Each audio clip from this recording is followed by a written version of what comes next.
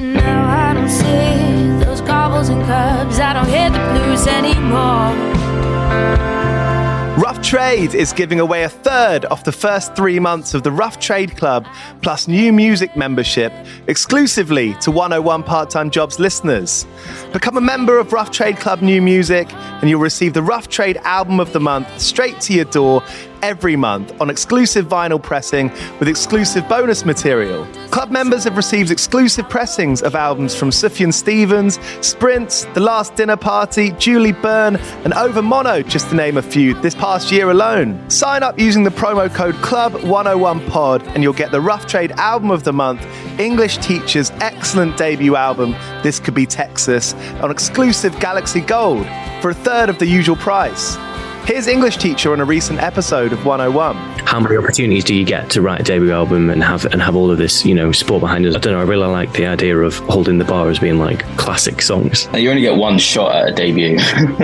Don't want the album of the month but still want all the benefits? Sign up to the standard tier using Club 101 Pod and you'll still get the first month free. You'll also get free shipping on all orders, 10% off the bar and on secondhand vinyl in-store, and exclusive access to sold-out Rough Trade events. So don't hang around.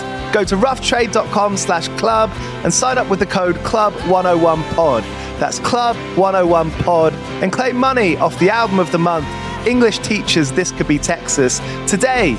This offer's available to UK residents only.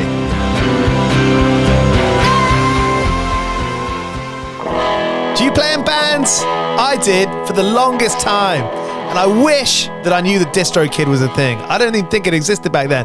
DistroKid makes music distribution fun and easy with unlimited uploads, and artists keep 100% of your royalties and earnings. 1 million plus artists rely on DistroKid to get their music on Spotify, Apple, YouTube, TikTok, Tidal, Instagram, and all the major streaming services. When you get DistroKid, you can see a DistroKid bank and withdraw your earnings. You get notified when you've earned royalties and you can withdraw via the app. And you can even check your streaming stats on Spotify and Apple. Get 30% off your first year on DistroKid by going to distrokid.com/VIP/101pod. 30% off for your first year. That's not bad. We know it's a tough world out there. Why don't you make it easier for yourself? And to get 30% off that free year as an artist, where you get 100% of your royalties and earnings, go to distrokid.com/VIP/101pod. All right, stay with me. I'll be right back after this. The Vietnam War, it's over. Your job has just begun. A new HBO original limited series. Welcome to the world of spycraft. Strap in. From executive producers Park Chan-wook and Robert Downey Jr. What are you concealing? Based on the Pulitzer Prize-winning novel by Viet Thanh Nguyen. What if I told you that I was a communist spy? How did you become this? The Sympathizer, streaming April 14th on Max. Subscription required. Lucky Land Casino, asking people, what's the weirdest place you've gotten lucky? Lucky? In line at the deli, I guess? Aha, in my dentist's office. More than once, actually. Do I have to say? Yes, you do. In the car before my kids' PTA meeting. Really? Yes. Excuse me, what's the weirdest place you've gotten lucky? I never win and tell. Well, there you have it. You can get lucky anywhere, playing at LuckyLandSlots.com. Play for free right now. Are you feeling lucky? No purchase necessary. Void where prohibited by law. 18 plus. Terms and conditions apply. See website for details.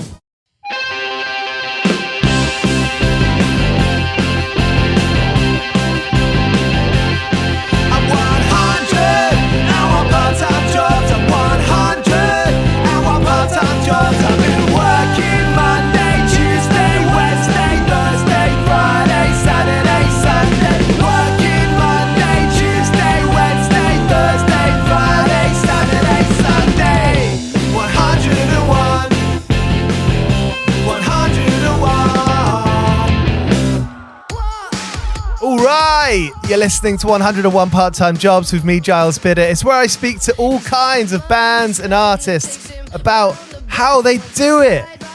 There's so much money in music. Musicians don't seem to get much of it.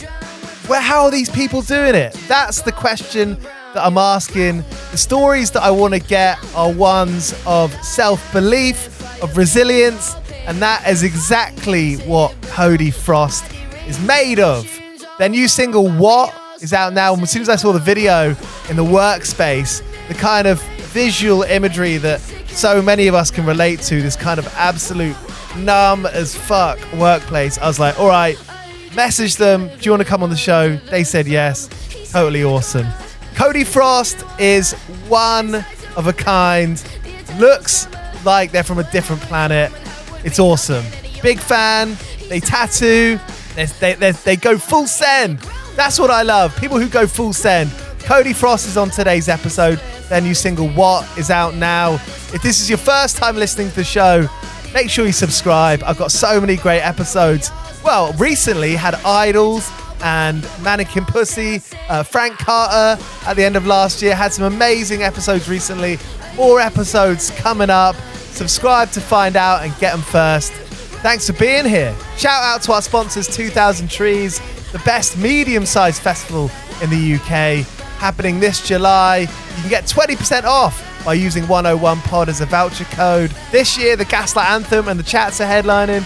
Manchester Orchestra, Creeper, Hot Mulligan, Boston Manor, Nova Twins, Better Lovers, so many ace bands. You should go to 2000 Trees. If you're a fan of Cody Frost, you should go to 2000 Trees. I've been so many years in a row down in Cheltenham. I love heading down there on the train, getting a ride share along the countryside hills to get there.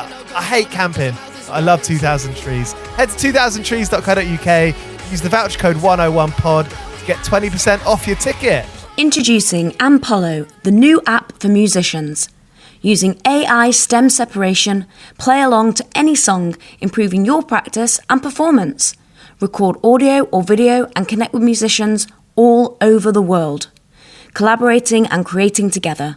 Think Google Docs meets TikTok, but for musicians. There's a huge range of video and audio editing tools, and the best part, it's free. Download today and make your mark. Ampolo, made for music. If you're playing music, get Ampolo from the App Store. It's free. You can collaborate, make tunes on there. But right now, on 101 Part-Time Jobs, thank you for being here, is Cody Frost. 101 Part-Time Jobs. This is the place to talk about it. I should press record because this is exactly what it is. So, wait, go through that, like what you just said then. What's your kind of usual kind of routine? So during the week, I will get up at like 9:30 every day. And then I'm in work for 11. And then I'll finish at like 6, but sometimes I can be tattooing till 9. It depends on how bad I need the money. Yeah. And then on my days off, I will usually wake up at like 2 to 3 o'clock. But every night I'm usually awake till 2 a.m. So 2 to 3 a.m. is my best working hour, really. Like this kind of guilt around waking up. I mean, some people feel guilty for waking up at 9:30 instead of 6, you know? Yeah, for sure. I mean, like if it works for you, that's the only thing that really matters. Well, if it works for you and if you can get paid in the time that you're up, right? I mean that's it. Like especially I think after like finishing school, I mean I used to hate waking up at school. You know, my mum, who worked at a prison, she was leaving the house early, so she would go get our neighbour, who we didn't even fucking really know. She'd give her a key and I would wake up with this stranger in my bedroom saying, Giles, get up, you got to go to school. But no. And I was like, what? And like, so for years after that, I loved waking up late. But then I still had that guilty. There's a weird feeling around that guilt of waking up late. Yeah, for sure. I definitely struggle with that. Like, and sometimes I find it leads to bed rotting. Like, I'll wake up in the morning and I'm like, oh, I just feel terrible. Yeah. Because everybody else is up and doing things in their day, but I don't have like a normal work schedule. I don't work from my days off as a Sunday to Tuesday. So like I don't get to go out and party the same as everybody else does. And I also like there's no one's out on a Tuesday or a Monday. Like so I don't know, I feel like the amount of work I do leaves me pretty reclusive, I would say. Like it's getting to a point now where I'm finding it really hard to like hang out with my friends or see my family or anything like that, because like I'm so busy. Right, and it's not getting, so it's not, I would think it might be getting better. Like the longer you do it, the more you can kind of strike that balance to what. I hope so. We're looking at, I might potentially end up getting signed soon, so that would be a big weight off my shoulders. Hell yeah. But all the way up until now, like it's been 8 years since like I started writing music. Here we go. And now it's getting to the point where it's like I would like just a little break. Yeah. Just a little bit of time to actually work on music, because I put a lot into tattooing, and now it's time for me to put a lot into music. I sense a kind of hesitation of saying I'd want to get paid for my music. It's almost like saying that outright is a kind of like hubristic or scary thing to say out loud. It would be so nice. It's just not ever been a thing. Yeah. Like I've never been in a good financial position in my life, I don't think. So to be able to actually, the big goal for me is for me to just be able to like support my family, and like with tattooing, I could earn enough to live and live a comfortable life. Like it's a really great job to have. But the only way to like properly help out and sort everyone I know is to do well with music. And that's really the big goal for me. And like all my friends know me as like Cody 10 jobs, because like there's been times where I've been working 3 or 4 jobs just to pay rent, not even to fund my music or anything like that, just to pay rent. So it gets a lot, but I think it's going to be worth it. I hope it's going to be worth it, and it would be so good to be paid from my music. But I think there's also this level of like imposter syndrome, like who am I to be paid for just like chatting shit over a beat? Like I wonder if anyone has that, because right, look, we'll never get to know exactly how someone else, that you can be the closest you've ever been to someone, you'll never know exactly how other people are doing things. There's only one way, and that's to do what you think is the way and follow that gut feeling. For sure.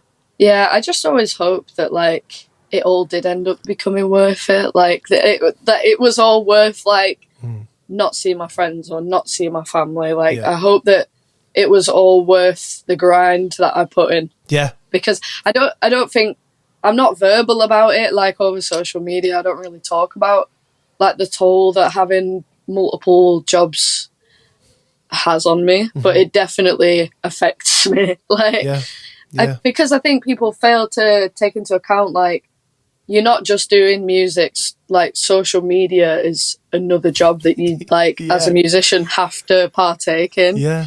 Unless you're out there doing a lot of shows, and like the funding's just not there to do a lot of shows sometimes.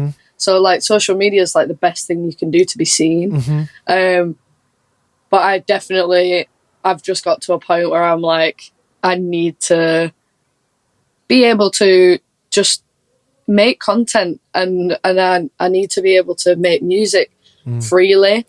But tattooing is a big part of my life, and I absolutely love tattooing. Like I work really hard to get another job that I absolutely love to pieces.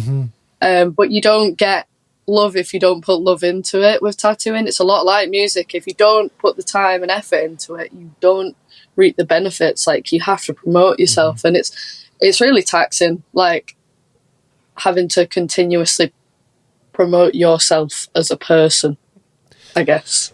Is tattooing, it seems quite similar as being a musician in that it takes fucking loads of hours, hundreds of hours of practice to get to the point where you'd be satisfied with it. And even when you are working at a shop, you are like self-employed, you know, you're on your own journey, you know, you're not going to be getting a pension scheme, or you're not going to get cycled to work. You know, you're working for yourself. Yeah. It's definitely been hard because like I've got ADHD and potentially autism, and I don't get any help because I'm self-employed. Like, I can't get any help. When you're self-employed, there is no time for sick days. Like, I cannot tell you the last time I had a sick day. I just don't get ill. Like, I have to, if somebody's got a cold, I'm ditching. Like, I'm not. I avoid, like, if my friends get sick, I literally will just not see them until they're better, or if anybody in my family in the house that I live in gets sick, I'll dip. I'll go stay somewhere else. I literally can't afford to be ill, like, at all. I mean, that's sad, isn't it? With tattooing, like, it took me about 3 years to truly become confident and enjoy it. And I think, like, with any new skill, it takes a few years to learn it before it becomes, like, second nature. Yeah. And now with tattooing, I've settled into it, but it's very much like, you never stop. So as soon as I get home, I'm drawing tomorrow's customers. Yeah. Design, and that might take a few hours. Like, so it is continuously, and I make art prints and stuff like that. So I'm constantly drawing. I'm thankful. I'm so thankful that I have the jobs that I have, because I actually love my work, and always, since I've been doing what I wanted to do, I've always have loved it. But it's definitely, like, very mentally tasking, because you know, like, when you're in the public eye, you can't always be yourself in public situations. If you go to a gig or anything like that, it's almost like a professional thing that you have to do. So it's finding time for yourself, which is almost impossible when you're at the start of your music career. Like, you're already expected to put absolutely everything into it, as well as, if you're working class, like, obviously having a job, which is, it's a lot. This is it. And being working class, coming from a background where no one's going to give you a leg up or pay your rent if you've had a bad month. I mean, this is something that people do not talk about. I think people don't realise how much the industry is dominated by people that already had an upper hand. And that's so frustrating. Like, where I am, like in Burnley, I don't know a lot of artists that are actually working class, and that's because they struggle so hard to maintain their band or go out on tour and be seen, because there's so much money required to just be in the music industry that people don't even see. And nobody even talks about what it's like to, when you've got people constantly asking you, oh, when's the next song dropping? When are you coming to this place? When are you coming to that place? And it's like, I can't even pay my rent. It's so, and it's scary not having anything to fall back on. Like, for a lot of people, music is do or die. And for me, like, I don't have a choice. Like, music has to fall through. There is no other option. I feel like that, you know, when people are like, come to Brazil, or when people are like, I've got your lyrics tattooed on me, or I might not be here right now if it weren't for Cody Frost. That, next to the fact that you doing it, is like, you're throwing yourself to the wind, you're risking a lot, you're doing something that's extremely difficult, and you're still being successful at it, but it's still fucking very hard on a very day-to-day level. Those are two mad extremes. Yeah, like, it's really weird being seen as this person on Instagram that's almost kind of a bit intimidating and, like, acting cool or whatever, but actually, like, on a day-to-day level, I am struggling to uphold everything that I'm trying to put out there. And, like, I'm really blessed to have tattooing, as I said before, and I'm glad that, you know, if everything went wrong, I do have that. But, like, if I didn't love music so much, like, it's like, it's testament that I love music, because I'm not getting as much out of it. But like, when people do come up to you and they show you, like, that they resonate with your music, that is literally what it's all about. Like, when people are singing my lyrics back to me in the crowd, that's why I go skin every month. Like, that's why I will do 2 jobs, because I love that I'm finally meeting people that actually understand me for who I am. And my music it's so personal to me because I've been pushed in so many directions, and music just feels like the only time I get to truly express myself and be myself. So when other people come back to me, and you know, I've tattooed my own lyrics on people, I've tattooed my artwork for my music on people, and that is like one of the biggest honors I could ever ask for. And those are the people that genuinely make it like a no-brainer for me. Like, I love music, but it's more of an addiction. Like, I crave being seen by people that understand me so hard. Because I felt very what's the word? I felt very not seen. I was an outcast very much until I became an adult. But I didn't understand that I was neurodivergent or anything like that. I lost lots of jobs. I failed college twice.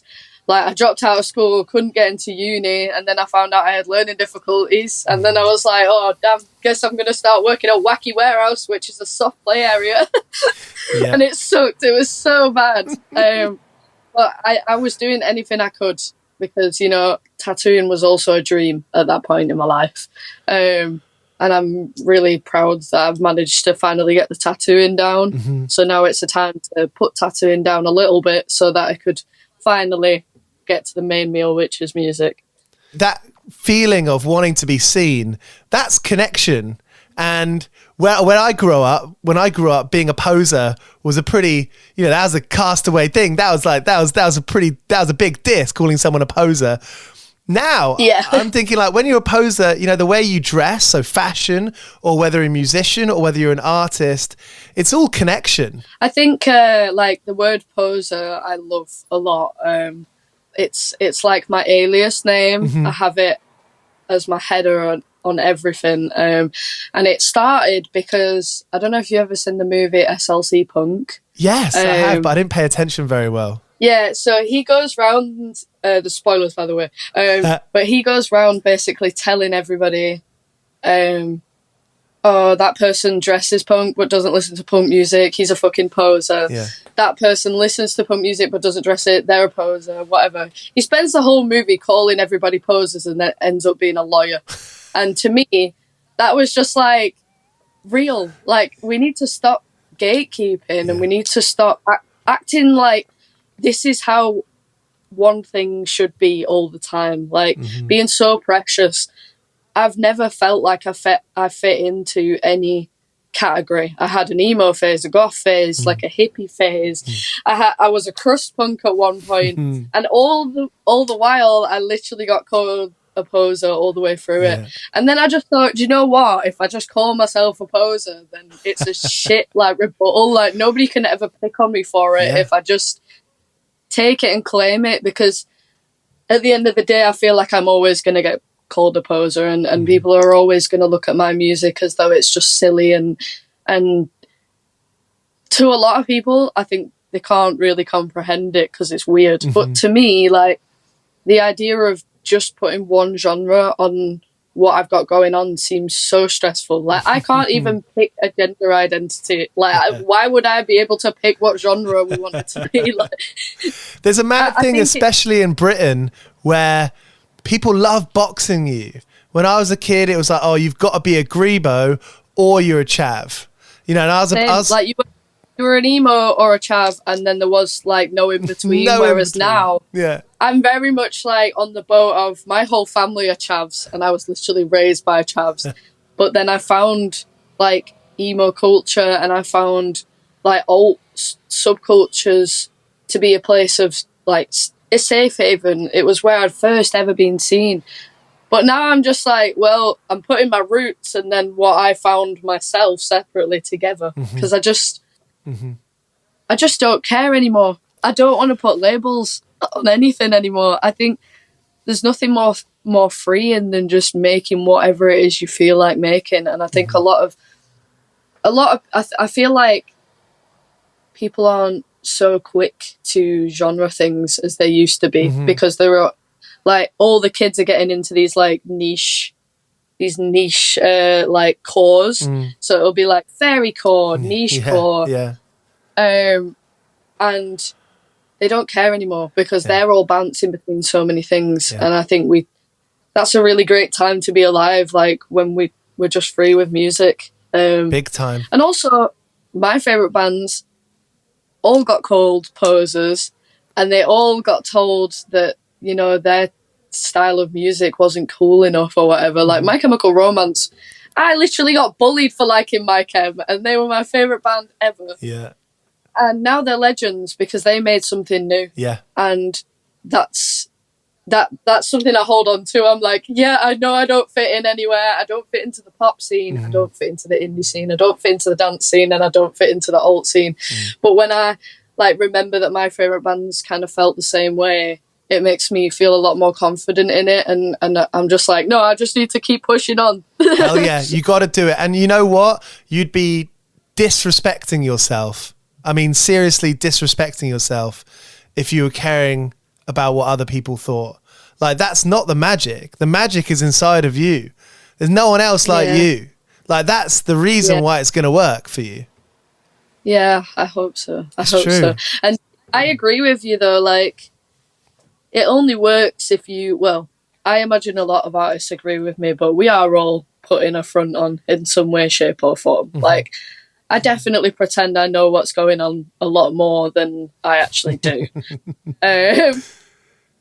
But that's exciting, though, isn't it? I mean, as a fan, I'm like, that's exciting. I like that my favourite band doesn't know exactly what they're going to do. Yeah, well, it's that freedom, and I think a lot of artists really thrive off freedom and just doing whatever the fuck it is. I didn't even know that a lot of musicians don't write their own lyrics, like, and I wasn't even aware. Like, I just thought it completely came out of everybody's brain and stuff like that. But then the more you get into the industry, the more you realise that there is a lot of like contrived, not in a bad way, but there's like big teams that work on these like massive productions and stuff like that. Yeah.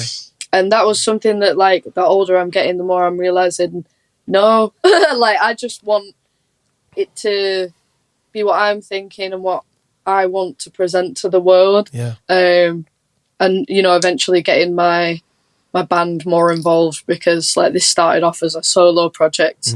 But my band are really cool guys and they're really talented musicians. So, like, I think further down the line, they're probably going to have more of an input.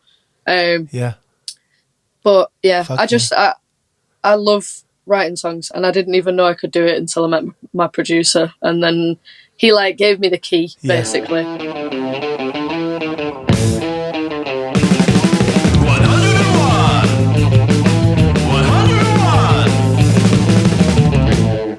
Grew up near Amersham, and there were lots of local gigs.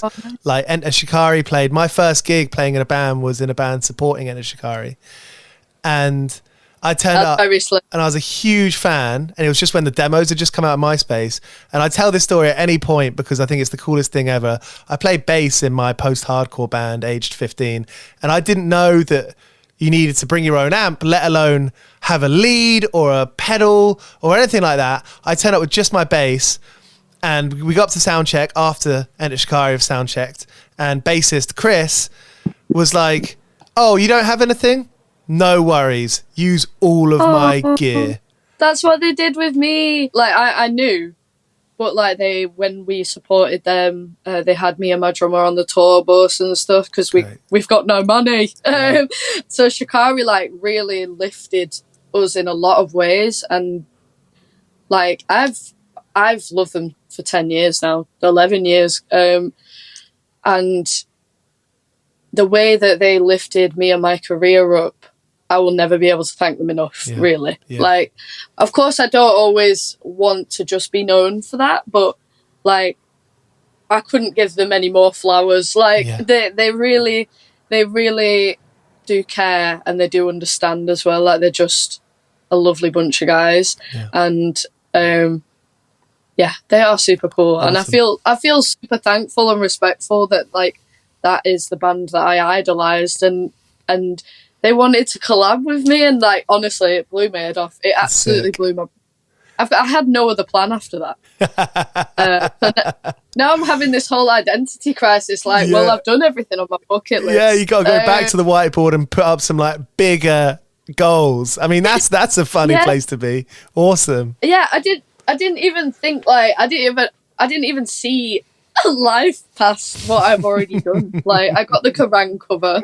I did the Enter Shikari collab, and that was really all I dreamed about. I didn't really know just how big you can get with music, I don't think. Like, I wish I could go back to my 15-year-old self and be like, you know what, you actually did kind of do stuff. Like, so far, you're doing all right. That's awesome. That's awesome. Hell yeah, Cody. So, school want the place for you. I mean, like, like, everyone knows it, but people probably don't talk about it enough. Like, the school system and the way that the dogma and the kind of the one lane of schooling, it's just not for everyone. It's just not right, and it definitely doesn't allow for creative brains.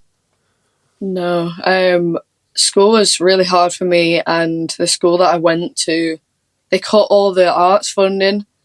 So, like, slowly but surely, like, it just got worse for me. And now it's like a sports college. Right. And then yeah, I dropped out of college later on after that. I wish they'd have been more supportive with me. My music teacher, I remember her telling me, you'll never be a musician if you don't pay for music lessons. And I was like, well, I can't afford them. So I managed to pass. She told me that I'd fail all my lessons if I didn't pay for these music lessons, but literally couldn't afford them. So I had to basically learn all of the music sheets just on my own, but I passed. Wow. So come on.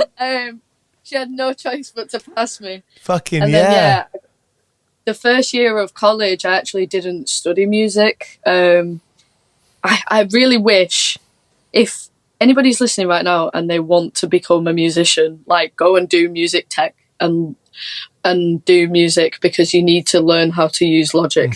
And I really wish I'd have cared more about the production side of it younger, because I think I would have progressed a lot faster by now. I'm still catching up.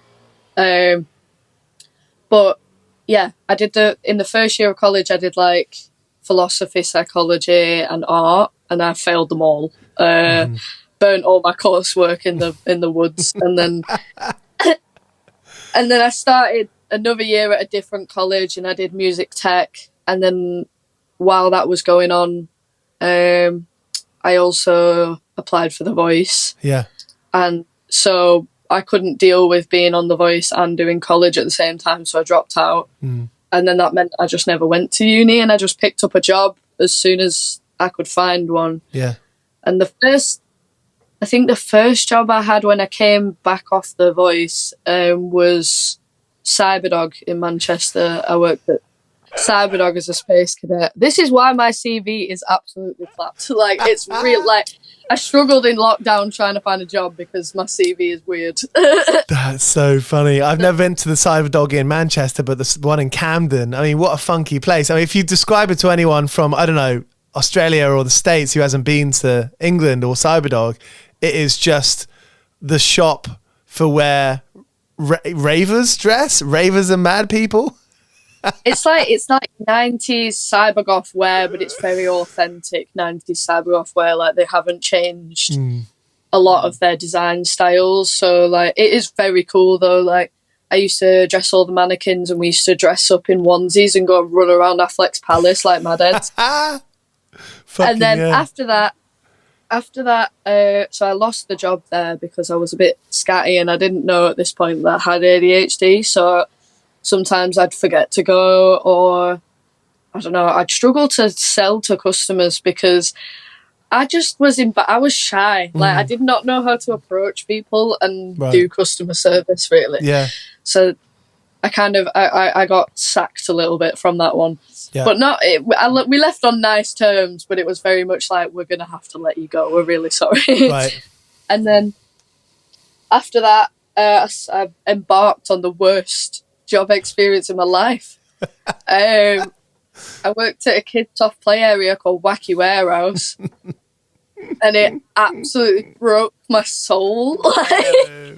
I'm sorry. I'd be stood at the desk. People would like have to come in and like give me their postcodes so that I could sign them in. And I'd be stood at the desk with literal tears in my eyes, and somebody would be like, "Why are you here? You were on The Voice. You were doing really well." And I'd be stood there like, welcome to the House of Fun. The first person you meet is streaming. yeah, I literally would just be like, yeah, I know, I don't know why I'm here at all. Like, you've never seen me so depressed for such an amount of time. Like, oh man, I used to just let customers in. I like stopped caring. And then, do you know what? I became a manager. Like, I ended up managing it. But I also lived above it.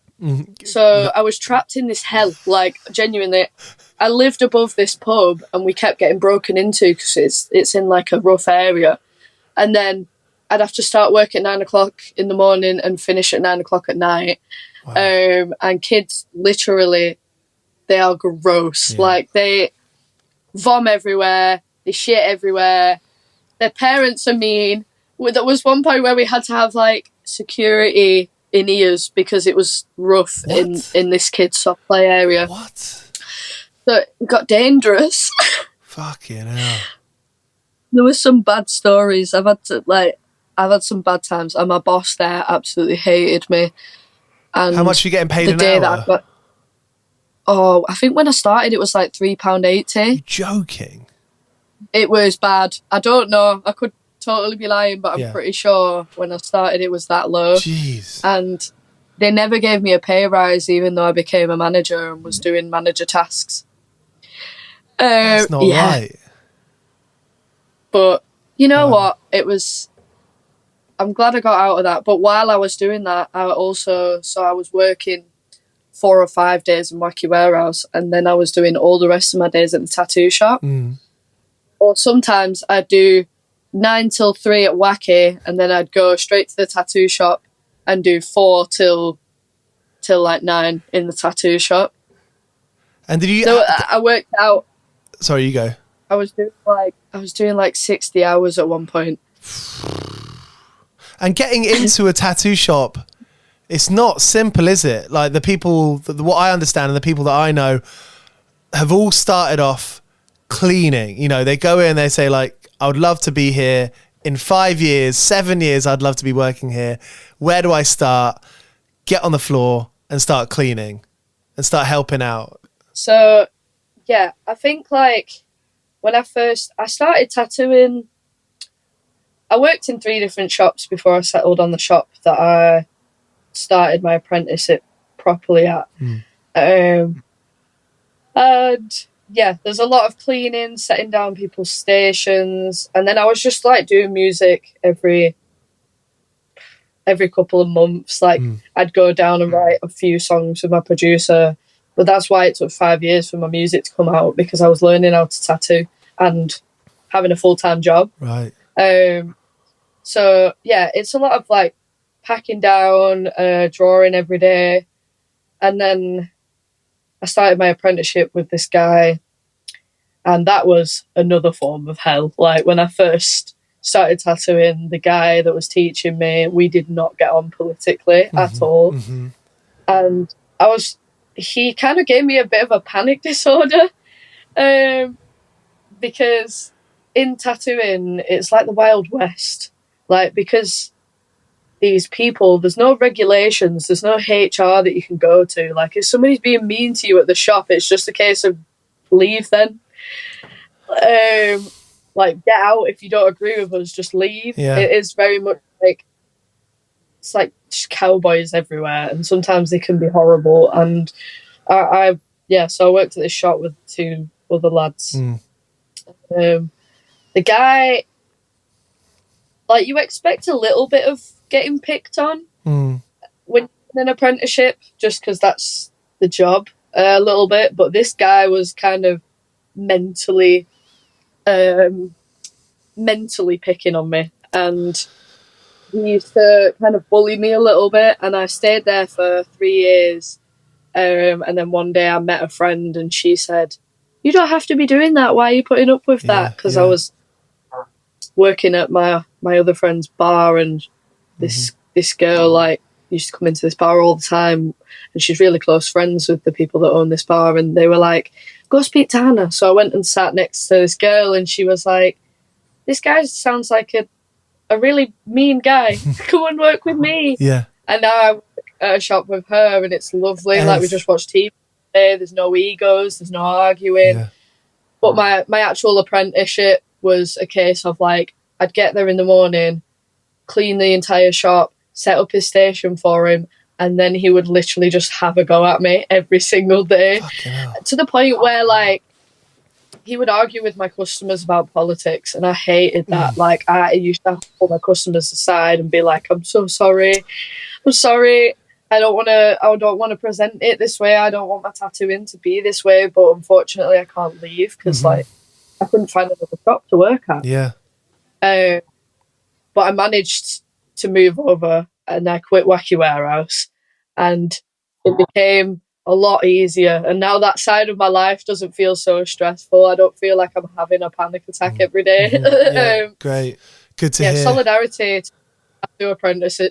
Like, any tattoo apprentices working that is getting trained by somebody who's a bit of a bully, because it really grinds down on you. Or like any workplace. It wasn't until the past couple of years that I realised that you don't have to be treated like shit at work. Yeah, yeah. You're vulnerable when you're an apprentice, or when you're a young person in a new environment. You're vulnerable. I totally was as well. Like, I just had no one to fight for my corner, and I'd just come from Wacky Warehouse, so I was getting bullied as well. And then it just felt like it didn't really stop until I met a girl and was working with a nice person who, it's not about ego, it's not about any of that. It's just about drawing, and that's all I ever wanted it to be. Making like, good stuff. But I remember, like, when I worked at Wacky Warehouse, me and this other person like devised a phrase to help us get by. Yeah. And it was the title of my first EP. And that phrase is "It's Not Real."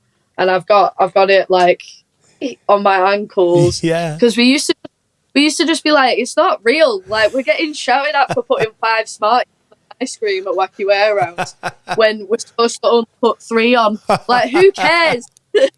You spend all your time being absolutely micromanaged by people who care too much about the stupidest things. Yeah. And so, like, "It's not real" just became a thing. Like, whenever somebody was getting really stressed, like, "Oh, I've not handed in the paperwork," or whatever, you just sit with them and you're like, "It's not real." Like, when you leave this building, it ceases to exist.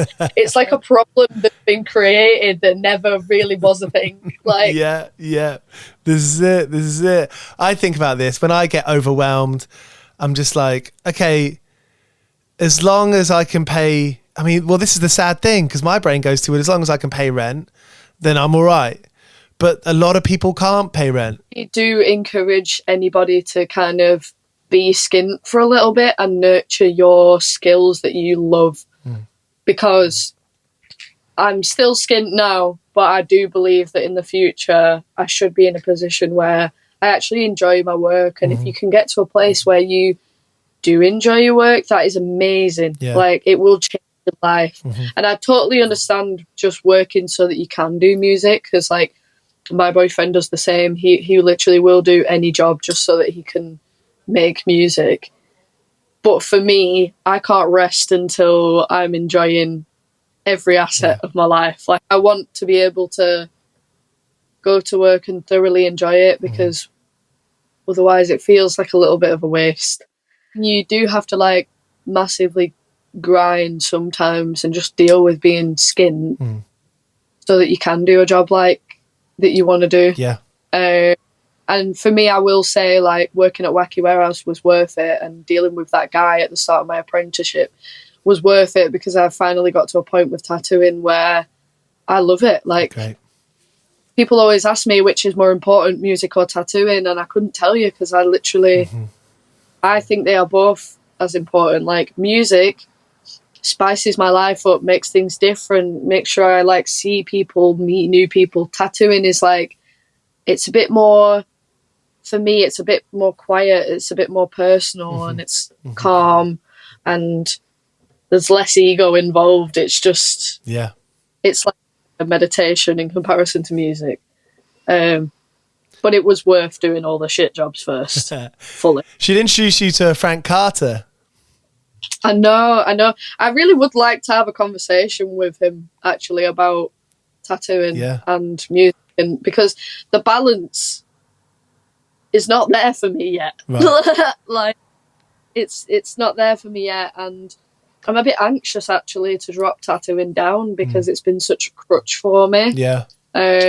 But I do really need to take my music career seriously while I can. And while I'm still young and I can still like tour and dick about all the time and it's not tasking, like, so this is the year basically to start putting tattooing down a little bit so that I can focus on music.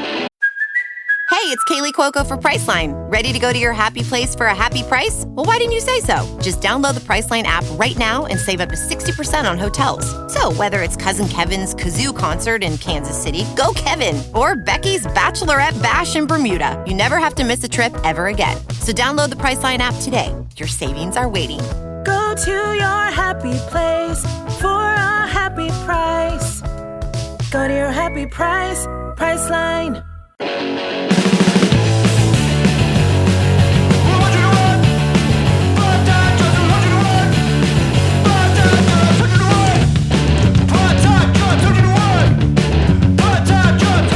You clearly value yourself as an individual.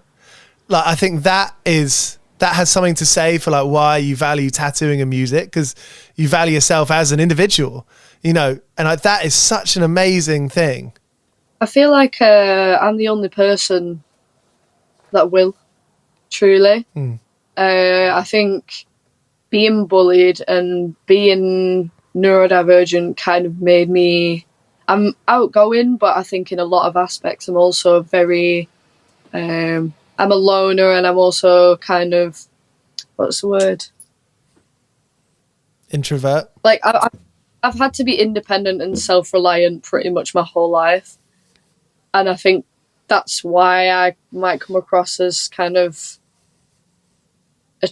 I'm the only champion for myself. And that should be said for everybody. Like, you're the only person that's going to make it work. Obviously, nobody can do anything without a bit of help. But, like, realistically, I've only ever had myself to rely on, especially as, like, a solo artist that doesn't...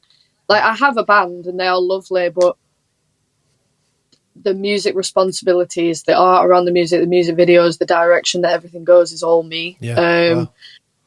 So I don't really have them to rely on in that aspect, which I would love to do. But again, they also have full-time jobs. So I'm close to doing this as a full-time job than they are, I would say. And you know, when they can get involved, they will be getting involved, but it all takes money and it all takes patience. So that's the journey. For sure. Don't think people realise just how much everything really does rely on money in the music industry, and how many artists are kind of being silenced because they are poor, basically. But we have things like social media, TikTok, playing live gigs. That's what makes our voices louder, and that's what we can put our energy into. Social media, mobility, communication.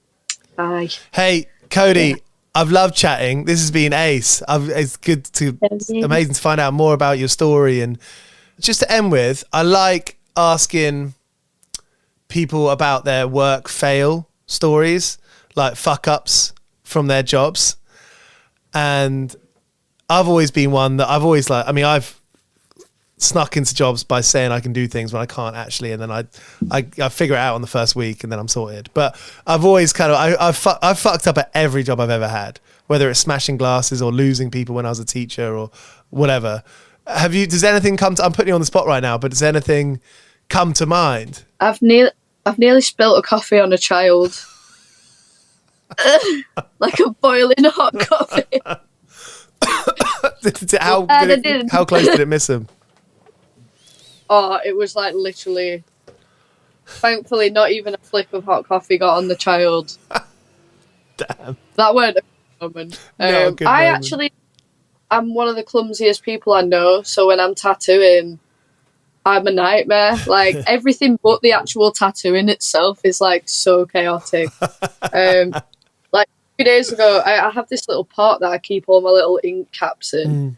And I like undid it by the lid and then tried to put the lid on, and I was just holding it for some reason and the bottom of it fell off and it just burst everywhere. And that's like the 5th time that's happened to me this year. That's it. Yeah, I'm always doing mad shit. I broke one of the worst things that has happened is right before I started making music, I broke my laptop, which was brand new. I got like a MacBook, and my iPad, I'd been drawing on my iPad, like doing my tattoo designs or whatever, and I put it on top of my laptop, like just the keyboard, and I put it down really carefully because I've never had anything that expensive before. Put it down really carefully. I came back and it's got a crack in it, and it's going to cost me 500 quid to replace.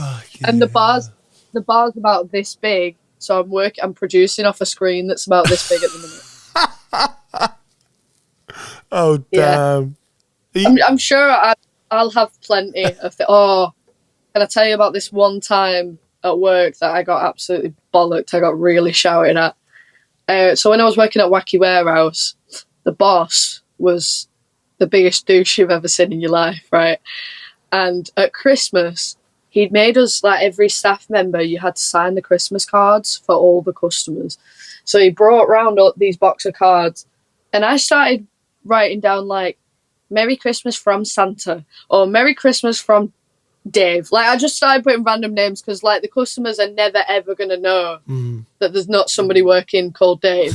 So I was putting from John. Like, make random. And my boss comes swooping in like the fucking Grim Reaper. And he's like, who's been doing this? And he literally only shouted at me.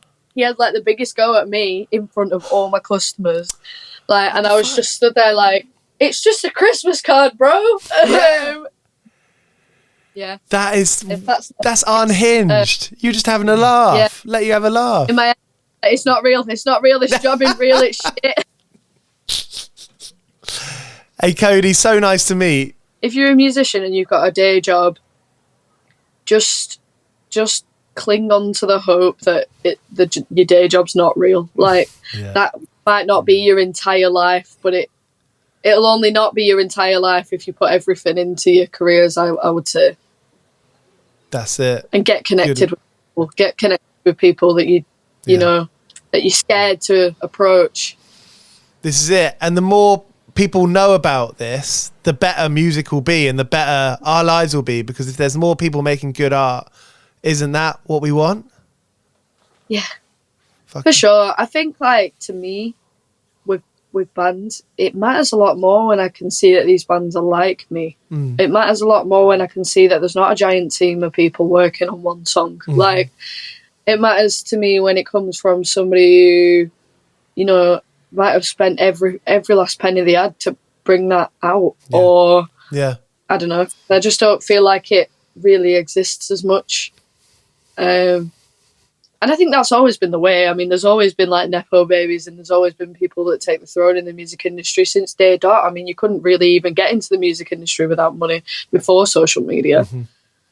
But I think, like, doing the live stuff and getting connected with people at those shows is so important. Build the community. Letting people see the real personality behind the social media as well.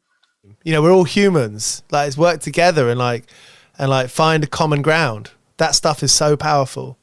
I just think it would be so nice if some of the working class people got uplifted more. Because, it might be a little bit more rough around the edges. It might not be as polished, and it might not have, like, a clear rollout plan or any of that, but you're getting, like, the real art, and when somebody's talking about their real struggles, that is more relatable to the common people. So there they were, Cody Frost here on 101 Part-Time Jobs. Thank you for listening. If this is your first time to the podcast, make sure you subscribe. Got 2 episodes every week. I just told myself that once a few years ago, and I've managed to, more or less, stick to it. And those guests keep on getting, I don't want to say like the bigger artists make the better conversations. Obviously speaking to big artists, hearing from big artists, there's always a certain amount of allure that comes with that. But I also bring bands and artists that I think are rad in their own right, but maybe don't have 5 million Spotify fans. This is what I'm trying to do here on 101 Part-Time Jobs, is do that, make that balance, because it's about human connection, right? It's about human stories, experiences, and records. That's what I'm doing here. Cheers for being here with me, and I'll see you very soon. If you're up for leaving a review, that would be massively appreciated. DistroKid is the place to go. If you play in a band, you can get 30% off your first year by going to distrokid.com/VIP/101pod. Get your music out there. All right. See you soon.